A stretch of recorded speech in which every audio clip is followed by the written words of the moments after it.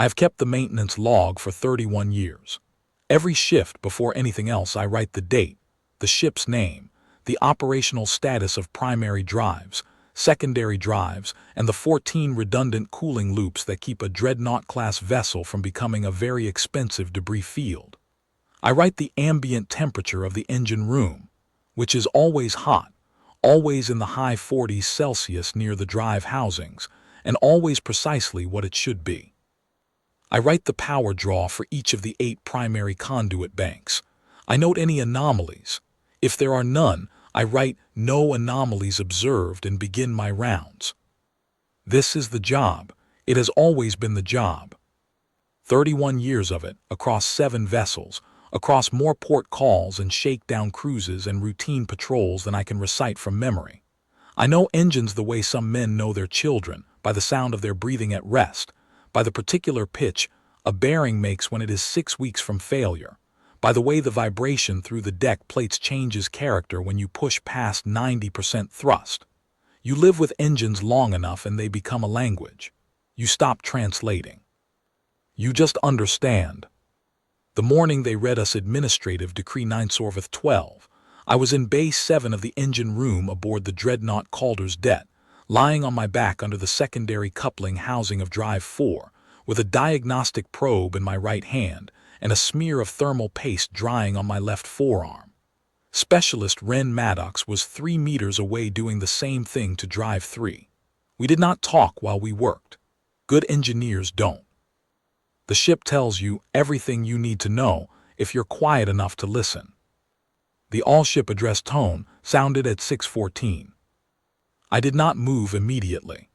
The coupling housing required another 40 seconds of probe contact to give me a stable reading, and interrupting the cycle would mean starting over. So I finished my reading, bearing nominal thermal distribution within 2 degrees of spec, and then I extracted myself from under the housing, stood up, and wiped my hands on the thighs of my work trousers. Captain Urin Solis' voice came through the address system, and she read it the way someone reads a document they have had time to study but no time to make peace with. Flat, precise, each clause a separate delivered fact. She said that 18 months prior, the Varenthic sovereignty had issued an administrative instrument designated Decree 9 Sorveth 12, classifying all humans resident in the Outer Ring territories of Calder's Reach, Myeril's Rest, and the Shoal of Pelon as unregistered biological entities operating within Varenthic-administered space. She said that under Section 7 of the Varenthic Resource Administration Charter, unregistered biological entities present within administered space were subject to mandatory census and processing. She said that over 11 months, beginning in the 3rd week of what the sovereignty's calendar called the compliance period, transport vessels arrived at each of the 3 colonies. She said that 2,714,009 people were taken from their homes, loaded onto Varenthic hulls, transported to a network of 23 processing stations distributed across Varenthic interior space, sedated and rendered. The word she used was rendered. It was the word the decree used. She was reading from the document. She said the sovereignty's position, stated in the decree's administrative preamble, was that the rendered biological material was essential to the metabolic requirements of the Varenthic second-caste population, whose digestive system had, over generations of nutritional scarcity, become dependent on a compound found only in human tissue. She said the sovereignty had assessed this requirement against the legal status of the colonists and concluded that the action was administratively permissible. There was no declaration of war. There was no ultimatum. There was no communication to Earth. There was a decree, and then there were 11 months of transports, and then there were 3 empty colonies. She said a survey shuttle had made the discovery 3 months ago when it arrived at Calder's Reach on a routine resupply run.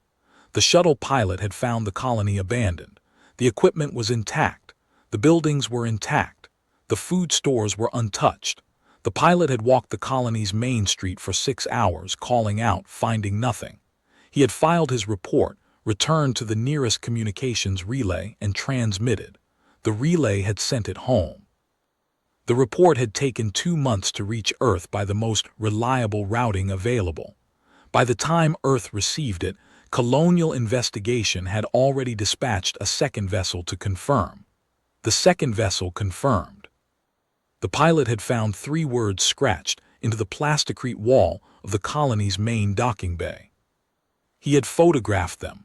They were in the handwriting of more than one person, different depths, different letter formations, scratched at different heights on the wall with whatever implement had been available. The words were, "They took everyone." Captain Solis read that phrase aloud on the all-ship address.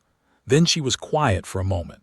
Then she said, "Earth has designated this matter a joint punitive command action. We are Operation Sorveth rendering, designated lead element of the Calder Lines, 4-vessel 1st Division. The full operation comprises 481 warships in 4 strike groups. Our orders are to transit to Varenthic administered space and dismantle every processing station, every administrative hub, every command infrastructure element, and the sovereignty's home world, Varenthos Prime, in a systematic sequential operation not to exceed 31 days.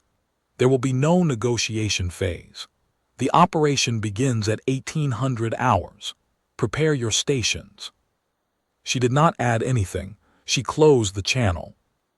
Maddox was standing next to Drive 3 with his probe hanging from one hand. He was 26. He had been aboard for 11 months. I had watched him learn how to read a thermal signature and how to feel for bearing wear through the deck and how to speak to the engine with his instruments instead of his assumptions. He was a good engineer. He was looking at the speaker on the wall as though it might say something else. "Get back under the housing," I said. "Drive 3 still needs its coupling check." He looked at me. "Sir." "Maddox, Drive 3." He went back under the housing. I picked up my probe and went back to Drive 4. I had 3 more coupling checks to complete before the 800 shift change, and we would be pushing drives to pre-transit condition by 1400. There was no time to stand and look at walls. This is not coldness. I want to be precise about that because precision matters to me professionally and it matters here. I was not cold about what the captain had read. I was not unmoved. I had been working the outer ring routes for 6 years, and I had resupplied at Calder's Reach twice. I had eaten at the colony's commissary. I remembered the smell of it, something with spices I couldn't name, from a food culture that had evolved in isolation over a generation and a half. I remembered a woman behind the counter who had argued with me good-naturedly about the proper way to calibrate a heat exchanger, which she claimed to know better than I did because she had grown up maintaining the colony's atmospheric processors. She was probably right. I never learned her name. She was one of 2,714,009. What I had was not coldness. What I had was the understanding that my drives needed to be at 100% when we crossed into Varenthic space, and that the 11 months of transit and rendering and administrative paperwork were finished and could not be undone, and that the only thing I could do for her, for all of them, was to ensure that the 4 drive housings under my care did not fail when it mattered. That is the job. It has always been the job. You keep the engines running. The ship does what the ship does. The people who need to be somewhere get there.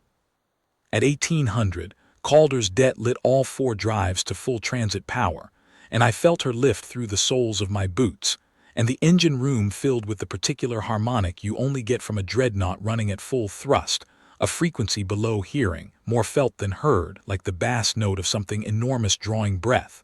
I logged it. All 4 drives nominal. All 14 cooling loops nominal. Power draw consistent with transit phase load. No anomalies observed. We were underway. The Calder Lines were the first of the 4 strike groups to transit, because Calder's Reach was our designated sector of responsibility, and because Captain Solis had asked for it. I learned this later from the operational briefing documents that were distributed to department heads 3 days into transit. The 4 strike groups, the Calder Lines, the Pellan Formation, the Meyeril Consolidated, and the Reckoning Screen, were organized according to which colony each group was named for, plus a fourth designated for the sovereignty's interior infrastructure and home world. Each group had a primary objective list. The objective lists were numbered. The Calder Line's primary list had 6 items. 3 Varenthic processing stations that had received transports from Calder's Reach specifically. 1 administrative hub that had coordinated the Calder sector's compliance period operations. 1 secondary logistics depot. And 1 relay station that had transmitted the go-ahead for the Calder sector's initial transport schedule. The Reckoning Screens list was longer. It had 12 items before Varenthos Prime. Transit to the boundary of Varenthic administered space took 19 days. I spent those 19 days doing exactly what I would have done on any transit: maintenance rounds, shift briefings, diagnostic pulls on any system that had posted an amber flag in the previous 24 hours. Drive 2 developed a minor bearing irregularity on day 7. Not a failure, not even close, but an early indicator that the bearing race was experiencing microfracture propagation along an axis that my instruments told me would become significant in approximately 40 operational hours. I pulled the bearing housing, replaced the race, and reinstalled it in a 4-hour operation that I performed with Maddox, who was improving. I wrote it in the log. The drive was nominal by end of shift. On day 9 of transit, I ran full thermal distribution profiles on all 4 drives, a process that takes 6 hours when done correctly, which is the only way I do it, and found a minor calibration drift in Drive 1's thermal regulation unit. The drift was within tolerance but trending outside it. I recalibrated the unit, ran a verification cycle, and confirmed it had returned to spec. The kind of thing that gets caught early or becomes a problem later. I caught it early.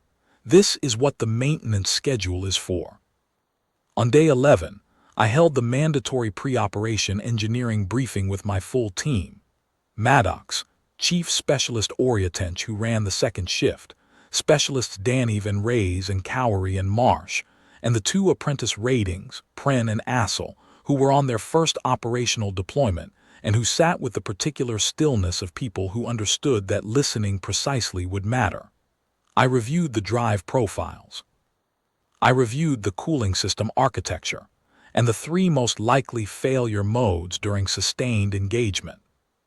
I reviewed the repair procedures for each failure mode, who would execute each procedure, and how long each procedure would take under operational conditions. I reviewed communication protocols with the bridge during engagement. I told them what I expected. Tench asked whether we anticipated engagement phases of more than 6 hours duration. The pre-operation intelligence summary suggested some objectives would require sustained fire beyond that threshold. I said yes, some probably would. Then we should preposition repair supplies at secondary loop junction 7, she said. That's historically the first failure point under sustained thermal load on a dreadnought class. She was correct. I added it to the prep list. This is why experienced specialists are worth what they cost. I've been in pre-operation transits before. They have a particular character to them, different from routine transits, different from shakedown cruises, different from the quiet passages between port calls. On a routine transit, the ship has a low-grade hum of ordinary activity. The galley runs at the same hours. The maintenance schedule proceeds at its standard cadence. The off-duty crews play cards or sleep or argue about things that don't matter. On a pre-operation transit, the ship is the same ship doing the same things. But there is something in the air that is not quite tension. Tension implies uncertainty. And the ship's company understood with precision what we were going to do. It is more like weight. Like the difference between a piece of machinery at rest and a piece of machinery at rest under full load. The structure is the same. The material is the same. But the forces on it are different, and you can feel it if you know how. The engineering team felt it and did not speak of it, which was correct. Pren, the younger of the 2 apprentice ratings, was 19 years old and had the face of someone who had committed to something large and was now living inside the commitment in real time, finding it different from the idea of it. I watched him during the briefing without appearing to watch him. His hands were still. His eyes were on me when I was speaking, and on the documentation when I directed them there. He was doing what needed to be done. That was all I asked. On day 13 of transit, I found him in Bay 7 at 2:15, an hour and a half before his watch, sitting on the deck beside Drive 3's housing with a technical manual open across his knees and a stylus in his hand. He was not reading. He was looking at the drive. I had come in for a late inspection of a coolant pressure gauge that I had not been satisfied with at the end of the previous shift. I saw him, completed my inspection, wrote the note in the log, gauge within range. No action required, and on my way out I stopped. "Pren." He looked up. He had the look of someone caught at something, though he was not doing anything wrong. "What are you reading?" He held up the manual, Drive 4 Thermal Regulation Architecture. He said he wanted to understand the failure pathway for the regulation unit, the one I had recalibrated on day 9, well enough to assist with a repair if it recurred during engagement, rather than just handing tools through the access hatch. I looked at him for a moment. The thermal regulation unit on a Dreadnought-class drive is a 3-component assembly, I said. Primary regulator, secondary bypass, and the distribution manifold that feeds both. If the primary drifts out of calibration, you recalibrate it. If it fails entirely, you activate the secondary bypass and flag it for post-engagement replacement. If the secondary bypass fails with the primary already down, you have 22 minutes before the thermal load exceeds safe operating parameters for the drive housing. In that scenario, your priority is to get me or Tench into the manifold with a manual override kit before those 22 minutes are up, and your job is to have the kit staged at the access hatch and the manifold door open before either of us arrives. I paused. Can you find the access hatch for Drive 3's manifold from where you're sitting right now, in the dark, by feel, in 45 seconds? He was quiet for a moment. No, sir. Then that's what you should practice. The manual can wait. He put the manual down. I left him in the bay locating the access hatch in the dark, which he did in 38 seconds the third time he tried. On the 14th day of transit, the Varenthic Sovereignty broadcast a communication on all frequencies. I was not on the bridge when it came in, but the audio was relayed ship-wide at the request of the communications officer. A voice speaking in Varenthic trade, which our systems translated in real time, said that the Sovereignty had become aware of an unauthorized military force transiting toward administered space.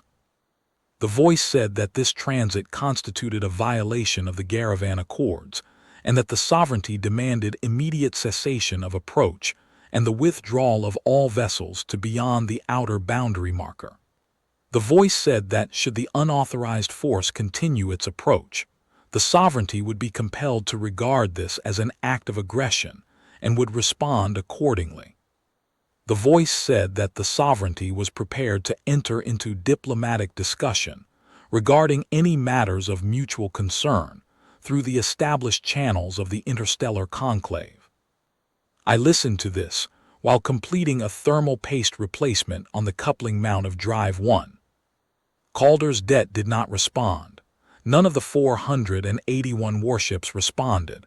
The communication was received, logged, and filed. We continued at transit speed. The Sovereignty broadcast again on day 15. The same voice, similar language, a different opening phrase that the translation rendered as "in view of continued unauthorized approach." The tone was not quite what I would have called alarmed.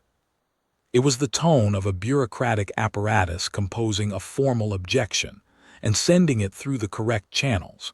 It was the tone of something that had spent so long armored in administrative procedure that it had forgotten procedure requires both parties to acknowledge it. We did not respond. The second broadcast was received, logged, and filed. On day 17, there was a third broadcast. This one used different language.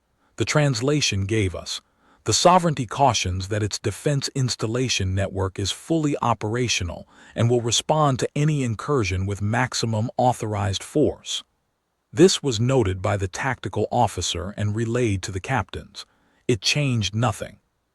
The Calder lines had a 4-ship 1st Division and a 12-ship 2nd Division, and behind us were 465 more warships in 3 other groups, and the tactical officer's response to the warning, which I learned from the briefing document summary distributed to department heads, was to reclassify the sovereignty's defense stations from secondary objectives to primary objectives with priority engagement sequencing.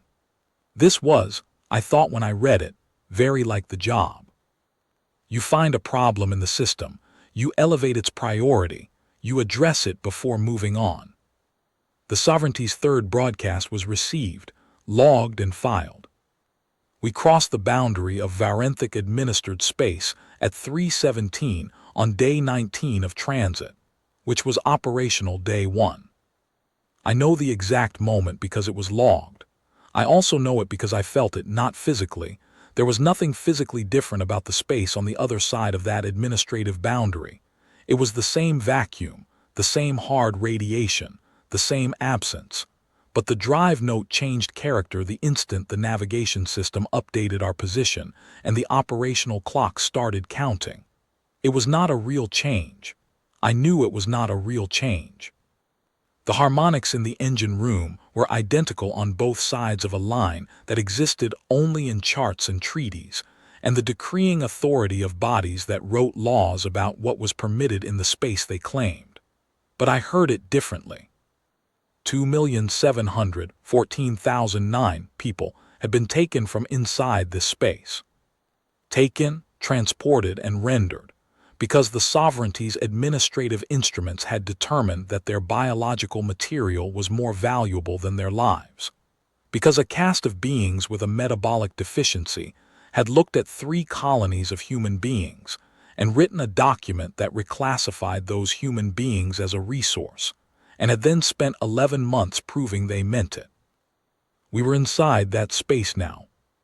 I finished my 300 round, logged the status of all 4 drives and 14 cooling loops, all nominal, and went to my bunk for the 4 hours of sleep I was scheduled before the next shift. On operational day 2, the Calder lines engaged their first objective. I experienced this as a change in the vibration pattern of the deck. When a dreadnought-class vessel fires its primary weapon arrays, the energy draw is significant enough to produce a measurable fluctuation in power distribution across all shipboard systems. It is not dramatic. It does not feel like what people who have not experienced it imagine it feels like. It is a brief, very brief, a matter of seconds fluctuation in ambient electrical potential, accompanied by a deepening of the drive harmonic as the power management system compensates, and then a stabilization as the capacitor arrays recharge. If you are paying attention, if you have spent years listening to engines, you feel it as a kind of held breath followed by a release. The ship inhales, fires, exhales. Maddox, who was running the secondary diagnostic console on operational day 2 when the first engagement happened, looked up from his display with the expression of someone who had just realized something large had occurred. I was watching my thermal readouts. Drive 4, I said, because Drive 4 had posted a minor fluctuation in its power draw curve during the firing sequence. Pull the log from the last 90 seconds and tell me if it's the management system compensating or a fault in the draw regulator. He pulled the log. It was the management system compensating, normal. Log it and clear it, I said. He logged it and cleared it. Outside the hull, and I knew this from the operational dispatches that were distributed every 6 hours during active engagement, processing station Sorveth 3 had been the first objective. The Calder Line's 2nd Division had engaged it from standoff range with sustained fire for 47 minutes. The station had been operational until it was not. The dispatch used the word neutralized. I understood what that meant. a structure that had received transports from Calder's Reach, that had processed and rendered human beings who had eaten in the commissary. I remembered and argued with each other about heat exchangers, and raised children and scratched 3 words into a docking bay wall. That structure had existed until operational day 2 at 11:43, and then it had not existed. That was the first account closed. The operational dispatches came every 6 hours, and I read them at the start of each shift and at the end. I did this because department heads were expected to maintain situational awareness, and I did it because the log I kept, the maintenance log, the one I had kept for 31 years, felt like it should have some record of what was happening outside my hull, even if my entries were confined to engines and cooling loops and bearing races. I did not write the dispatches into the maintenance log. That was not its purpose. But I read them, and I held them, and my instruments knew the difference between one thing and another. On operational day 4, the Calder lines completed their engagement of processing station Sorveth 7. The dispatch noted that the station had attempted to deploy a proximity defense grid during the engagement, and that the grid had been suppressed by the Calder line's electronic warfare elements within the first 6 minutes. The engagement had taken 3 hours and 11 minutes from first fire to confirmed neutralization. The dispatch noted that the station had been the largest of the 3 Calder sector processing stations, with a listed capacity, from the Varenthic administrative records that Earth's intelligence teams had obtained, of 400,000 rendered units per operating cycle.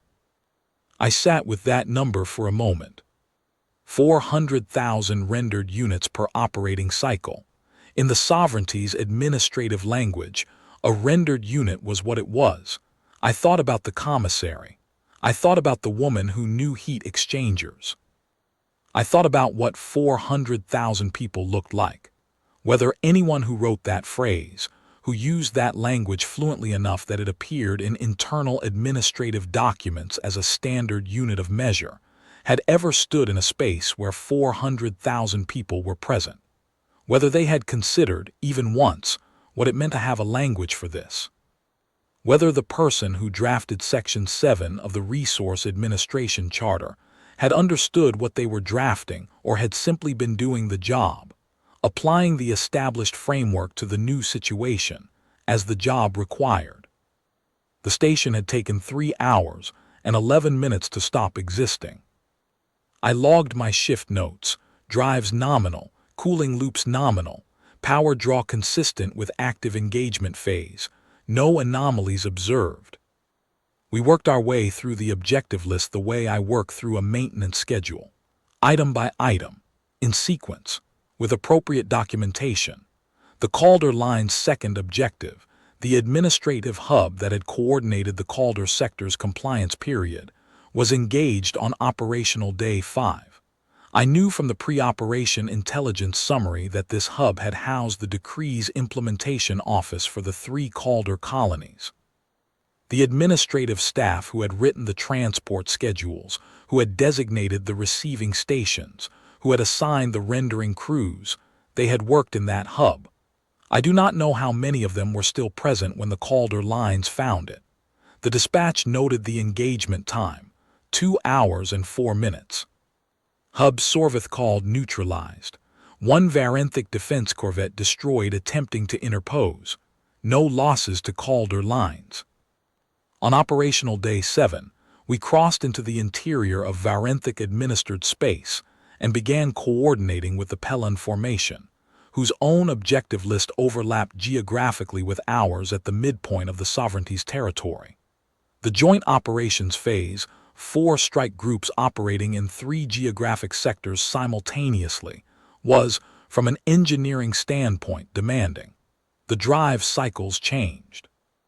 Instead of sustained transit between engagements, we were alternating between engagement phase and repositioning phase in cycles as short as 6 hours, which meant the drives were cycling from combat power draw to transit power draw and back repeatedly.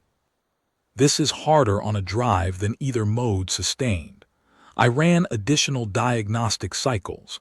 I pulled bearing assessments on all 4 drives after every engagement phase. I checked the cooling loop temperatures hourly instead of at shift change. Everything held. I want to be clear about what everything held means because it matters.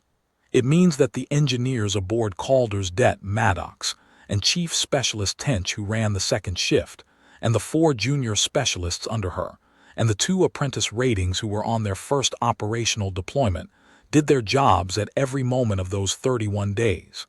It means that when the ship needed to move, it moved. When the ship needed to fire, it fired. When the ship needed to do both in rapid succession for 9 hours over Varenthic Processing Station Sorveth 11, which was the largest station in the network, and which the tactical assessment had flagged as a likely defensive challenge. It did that too.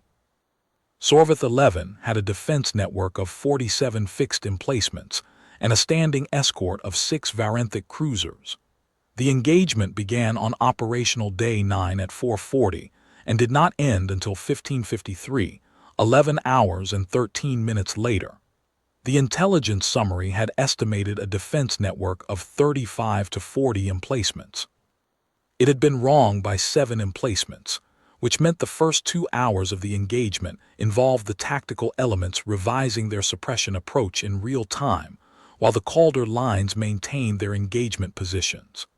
I know this from the after-action summary.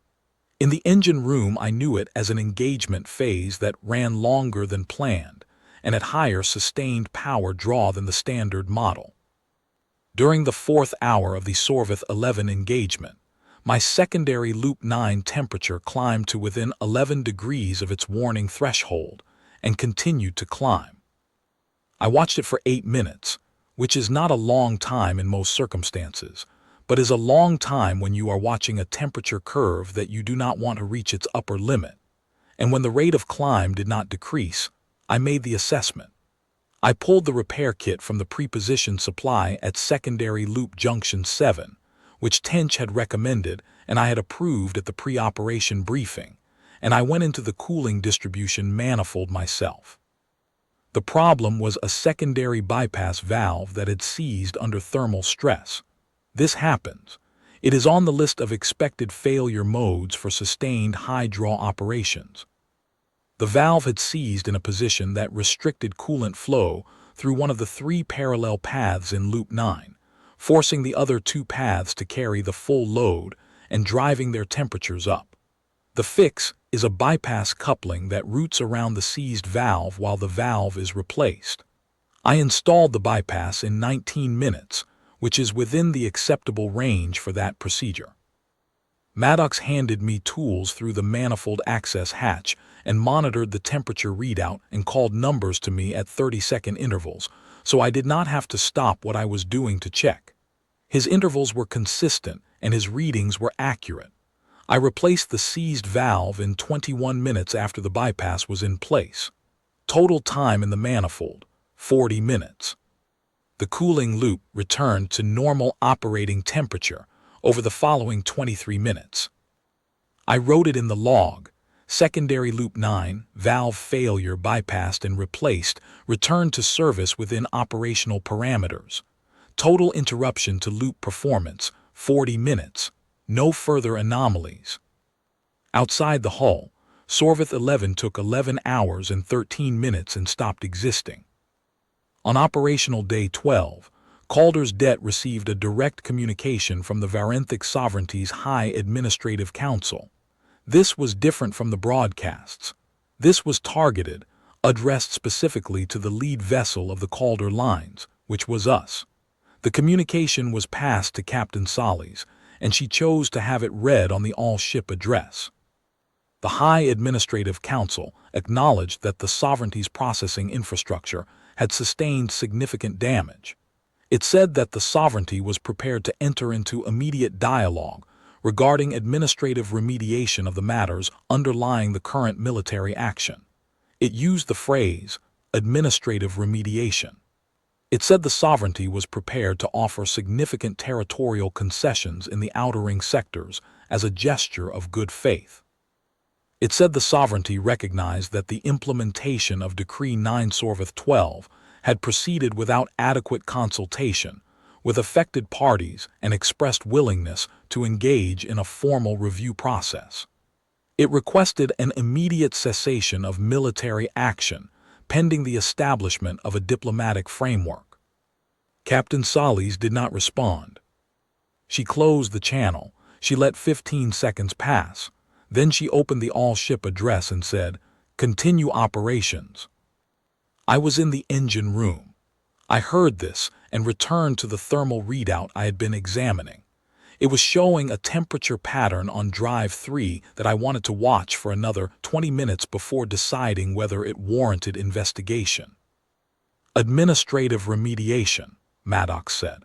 He said it the way you say a phrase in a foreign language that you don't quite believe belongs to the same language as the thing it's describing. "Drive 3, I said. He went back to the console.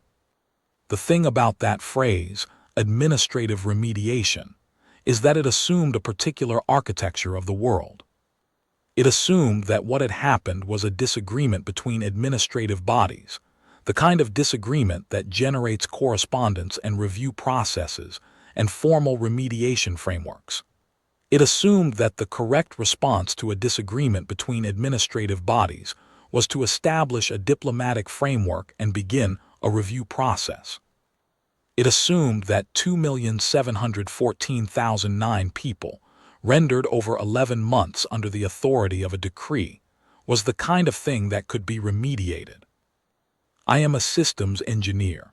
I understand what it means when a system applies a framework designed for one class of problem to a different class of problem. Sometimes it is a mistake born of misunderstanding. Sometimes it is something else, the confident application of a framework that has always worked before, because nothing in the system's history has ever presented a problem that the framework could not contain. The Varenthic sovereignty had spent a very long time inside its administrative armoring. It had written the Garavan Accord's provisions it was now citing. It had administered space that other species crossed only when they had filed the correct instruments and received the correct approvals. It had issued decrees about biological entities and resource allocation for long enough that its language had become, internally, simply the language of things. The word rendered in its documents was the same category of word as processed, or allocated, or transited. It was a system that had successfully reclassified people as units of measure, and it had done this so thoroughly, and had operated so long within that reclassification, that when something came for it, the first tool it reached for was the same one it had always reached for. The correct administrative instrument, sent through the correct channel, requesting the establishment of the correct framework. The Calder lines continued operations. Processing station Sorveth 4 on day 13, the logistics depot on day 15. The relay station, the one that had transmitted the go-ahead for the Calder sector's initial transport schedule, the one that had, on some specific morning 11 months before we crossed the boundary, received and forwarded the authorization that started the transports from Calder's reach on day 16. That relay station was a small installation. 4 personnel, according to the intelligence summary. A hub that received administrative traffic and passed it along. It had done nothing except be the conduit through which an authorization had moved. It was on the list, it was neutralized, the list had a checkmark. I have thought about this, whether the relay station was correct to be on the list. I have thought about it the way I think about systems problems. What is the function of this component? What does it do? What would happen if it were removed from the system before it performed its function? The relay station's function was to pass the authorization along. If it had not passed the authorization along, the authorization would have moved through a different relay, or the Calder sector's compliance period would have been delayed, or it would have proceeded anyway through whatever channel was available. The relay station was not the cause of anything. It was a link in a chain. But the chain had moved 2,714,009 people from their homes to rendering stations, and the chain was the objective, and the relay station was a link. I did not make this decision. I am a systems engineer. I keep the drives running and the cooling loops within operational parameters and the maintenance log current. The people who decided what was on the list had more information than I did and more authority than I did, and had spent more time with the full picture of what had happened in those 11 months than I would ever spend. I trust the list the way I trust a technical specification, because it was built by people who knew what they were doing, and because the alternative to trusting it is to look at each component in isolation and pretend that a system is just a collection of parts that do not depend on each other. On day 18, I received word through department head channels that the Pelin formation had completed all items on its primary objective list and was repositioning to assist the Myril Consolidated with the final items on theirs. The Myril Consolidated had encountered a second large defensive engagement on day 15, another fleet element, this one larger than the first, positioned to defend the sovereignty's 7th administrative hub, and had required 17 hours to neutralize it. The Consolidated had lost 4 vessels. The dispatches noted this and noted that the operation remained on schedule. 6 ships lost in total across all 4 groups.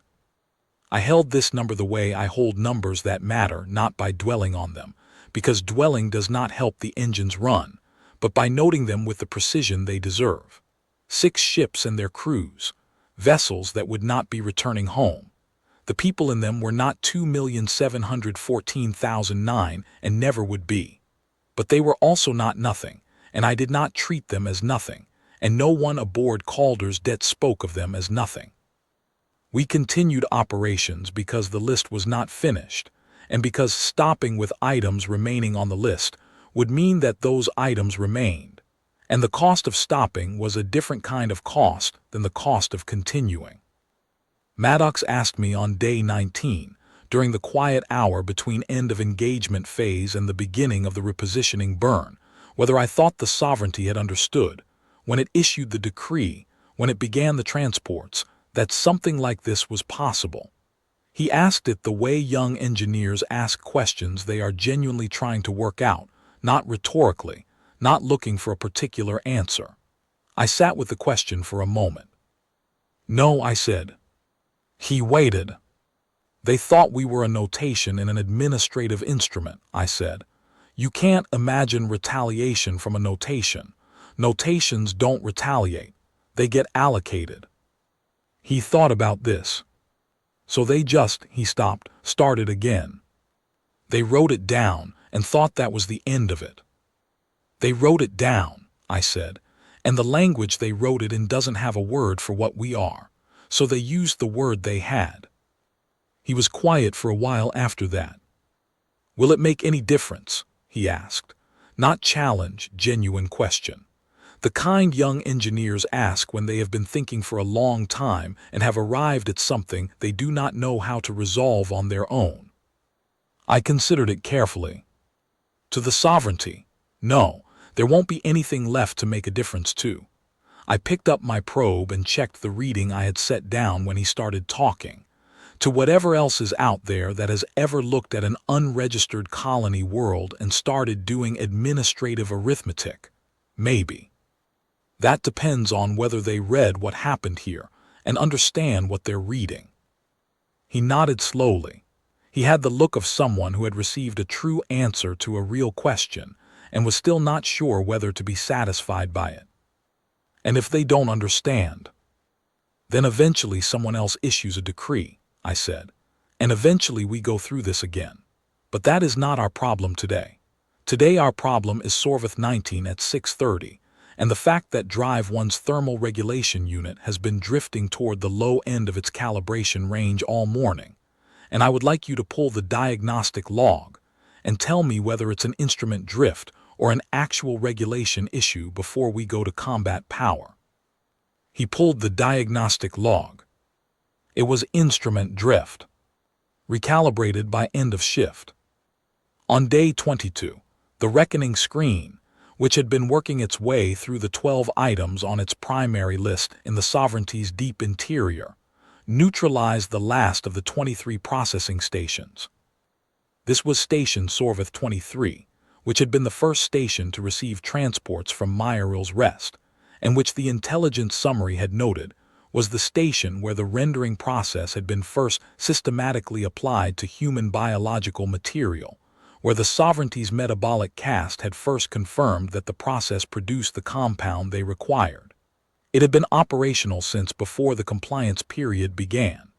It was now not operational.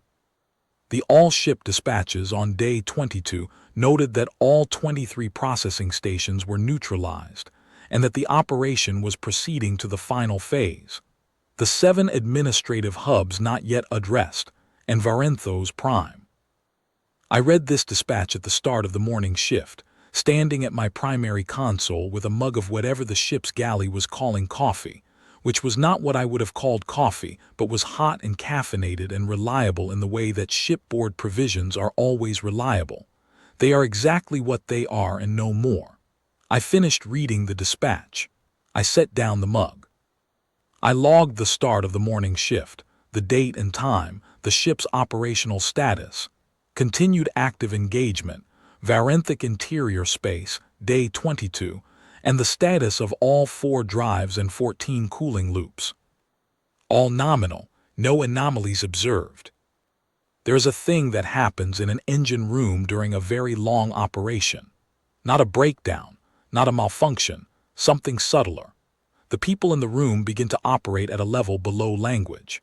Maddox and I and Tench and the specialists and the apprentice ratings, we had been in this room together through 22 days of alternating engagement and repositioning, through thermal crises and bearing replacements and the manifold work on day 9. We had fixed what needed fixing and logged what we fixed and moved to the next thing. We had not celebrated. We had not lamented. We had logged and moved on.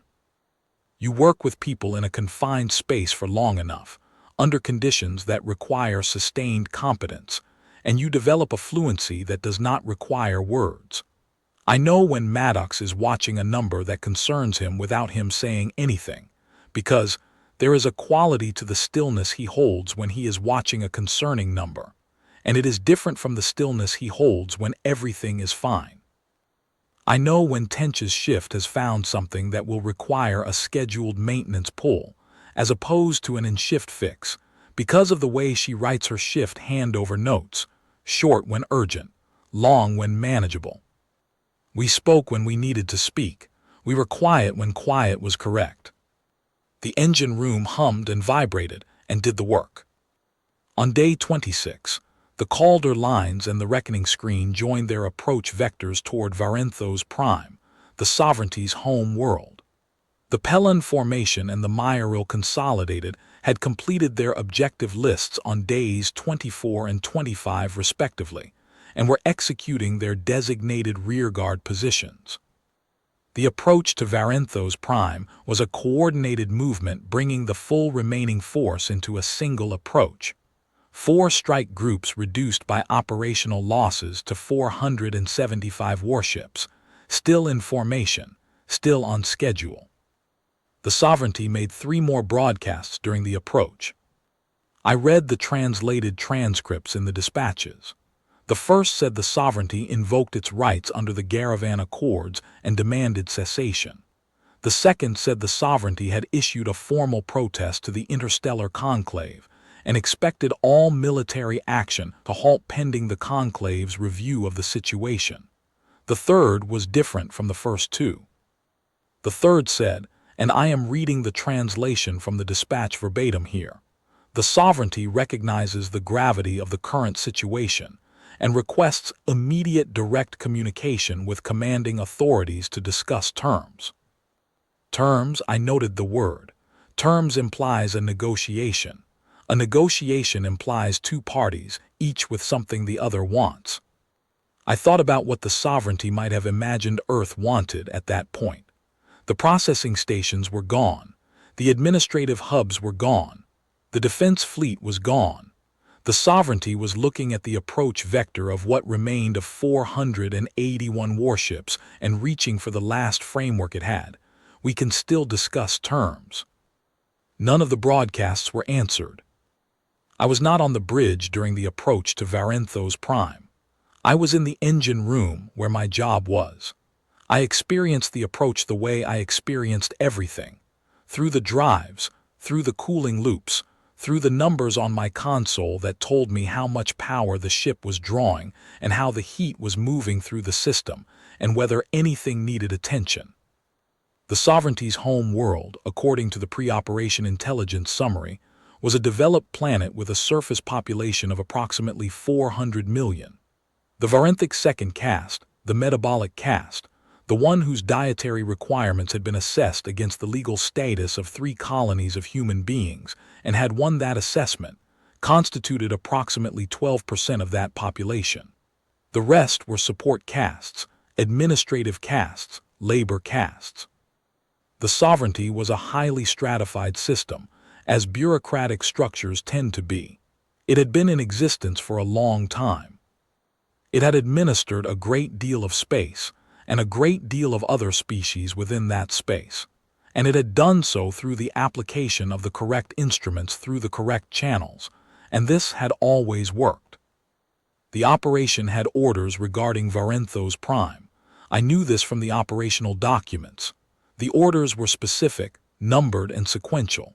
I did not have access to the full tactical execution details. That was not my department, but the operational mandate was clear from the documents I had read. The Sovereignty's planetary administrative infrastructure, its defense network, and its command and control architecture were to be dismantled. The planet was not to be rendered uninhabitable. This distinction was in the orders explicitly, and the operational planners had been precise about it. We had not come to do what was done to 2,714,009 people.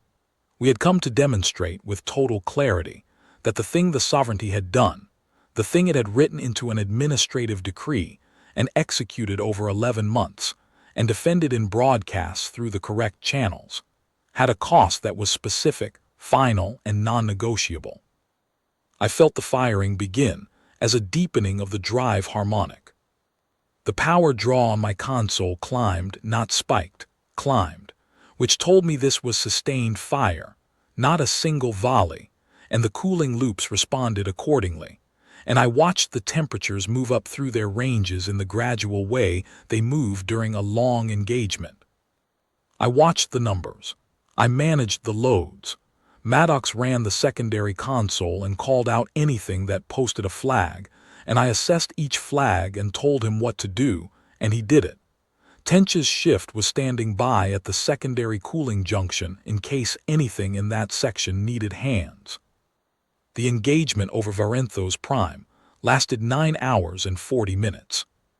I know this because it is in the dispatch, and because I logged the start and end of the sustained firing phase based on the power draw profile on my console.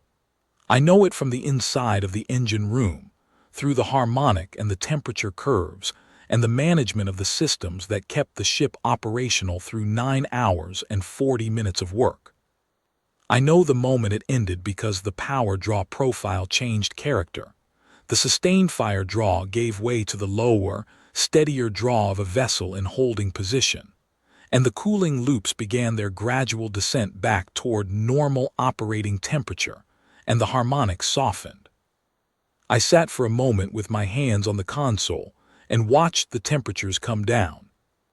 9 hours and 40 minutes. The drive logs would show it. The cooling loop logs would show it. The power management logs would show it. The ship had done what it was built to do, and the systems under my care had held throughout, and the maintenance log was current. The dispatch came in at 23:31 on operational day 31. It said, Operation Sorveth rendering, all objectives completed. 23 processing stations neutralized. 7 administrative hubs neutralized. Varenthic Sovereignty Command and Control Infrastructure neutralized. Varenthic Defense Network neutralized. Operation concluded in accordance with operational parameters. All strike groups ordered to begin withdrawal transit. Total operation time, 31 days. I read it twice. Then I opened the maintenance log, and I wrote the date and the time, and I wrote, Calder's debt, Day 31 of Operation Sorveth rendering. All 4 drives nominal. All 14 cooling loops nominal. Power draw consistent with post-engagement holding phase. Cooling loop temperatures within 3 degrees of standard operating baseline after 9-hour 40-minute sustained engagement. No current anomalies. Then I wrote, below the standard notation, a thing I had never written in 31 years of maintenance logs: operation complete. All accounts closed. I don't know if that belongs in a maintenance log. I have thought about it since, whether it is the correct category of entry for that kind of document, whether a record of drive temperatures and bearing conditions is the right place for a sentence like that. I have decided that it is. The maintenance log is a record of what the ship did. This ship, these engines, these cooling loops, they were part of what did it. They had held through 31 days, through 23 processing stations and 7 administrative hubs and 9 hours and 40 minutes over a planet, and the job had been done. That was the ship's part. That was my part. 2,714,009 people. I am precise about numbers because numbers are what I work with, and imprecision costs lives in engineering. I do not round figures. I do not estimate when I can measure. The number on the decree, the administrative instrument, the document that had classified 3 colonies of human beings as a biological resource and authorized 11 months of transport and rendering. That number was the number I had started with. It was the number Captain Solis had read on the all-ship address. At 6:14 on the morning, we were ordered to go. It was the number carried in the docking bay at Calder's Reach by people who had scratched 3 words into plasticrete because they understood, at the end, that they had been counted in a language that had no other word for them. I cannot give them back. Nothing that happened in those 31 days gives them back. The cooling loops cool down, the drives return to standby, the bearing logs get filed, the ship comes home, and none of it gives them back. What I can say is this: the Varenthic sovereignty issued a decree, and the decree was implemented, and 2,714,009 people were rendered under its authority. And then Operation Sorveth rendering was implemented, and it was implemented precisely, and it ran for 31 days, and every item on the list received a checkmark, and the language the sovereignty used for what it had done, rendered, processed, allocated, no longer has an administrative infrastructure behind it. The institution that produced the word, that embedded the word in its legal instruments, that transmitted the word through relay stations and implemented it through processing stations across 23 facilities, that institution is gone. Its stations are gone. Its hubs are gone. Its defense network is gone. Its command and control architecture is gone. The decree exists in our records because we are precise about records and we do not erase things that happened. It will be read by people who come after. It will be studied. It will be understood. And the response will be read alongside it, and it will be understood too. And if anything in this galaxy with the capacity to write administrative instruments and classify living beings as biological resources reads both documents and understands what it is reading, then it will understand that there is a specific cost for this specific thing, and that the cost is immediate, and that it is final, and that it is not subject to administrative remediation or diplomatic framework or formal review processes. That is the only meaning I have to assign to 31 days. That is the only thing I know how to do with 2,714,009 people, to make the cost of them so clear and so permanent that it cannot be filed and forwarded and forgotten. On day 32, which was the first day of our withdrawal transit, Maddox asked me if I was going to sleep. I had been awake for 31 hours by that point, which was not unusual during an active operation, but which he had apparently noticed and decided was worth mentioning. I told him yes. He said he would run the 600 diagnostic pull himself. I told him I would review his log when I woke up, and that I expected it to be complete and correctly formatted. He nodded and went to his console with the particular steadiness of someone who has learned that the work continuing is the right answer to most things. I went to my bunk. I lay in the dark and listened to the drives, all four of them, nominal, steady, running at transit power for the long journey home. And the sound they made was the same sound they had always made, a frequency below hearing, more felt than heard, like the bass note of something enormous continuing to breathe. The engine room had smelled like hot metal and thermal paste, and the particular mineral smell of recycled atmosphere under sustained load for so long that I no longer noticed it except in its absence. And right now it was present, which meant everything was operating correctly, which meant the job was done and the ship was moving, and there was nothing that required my immediate attention. I closed my eyes. I did not sleep for a long time, but eventually I did, and my dreams were the dreams of a man who measures things, temperatures, pressures, the precise interval between one bearing failure and the next, and who had, for 31 days, kept his measurements accurate and his log current, and his cooling loops within operational parameters. Not a clean conscience, exactly. I do not know what clean means in the context of what those 31 days contained, but an accurate one. I had kept an accurate record of what the ship did, and the ship had done what it was built to do. In the morning, I reviewed Maddox's diagnostic log. His notation style has improved considerably. His readings are precise, and his anomaly assessments are sound. He has learned to distinguish between a reading that warrants investigation and a reading that warrants observation, which is a distinction that takes most engineers 2 years to internalize, and which he had arrived at in 11 months of watching me make it. He will make an excellent engineer. I wrote my own entry in the maintenance log: the date, the ship, the drive status, the cooling loop status, the power draw, no anomalies observed. We came home.